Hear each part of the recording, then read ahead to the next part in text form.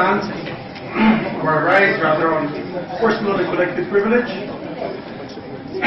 This morning when I woke up, several friends of ours in the media had said that one of our colleagues had accused us of whitewashing a possible bribery scandal probe by delaying or taking away the jurisdiction of a particular resolution from their committee.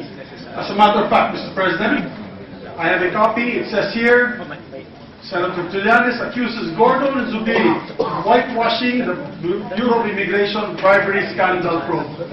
Mr. President, I take offense that one of our colleagues would claim that we are whitewashing a particular investigation. Never in my 9 years as House of Representatives member, and many of you were my colleagues in the House of Representatives, and 4 years as a member of this August chamber, have I been accused of whitewashing, stalling, stopping any sort of investigation, Mr. President. What had transpired yesterday, Mr. President, was a discussion on the rules of the Senate.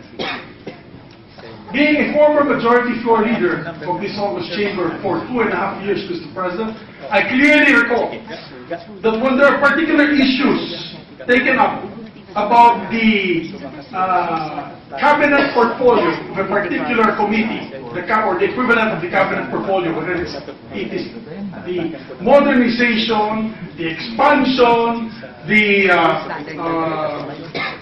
reorganization of a particular agency, it was always given to the mother committee, Mr. President.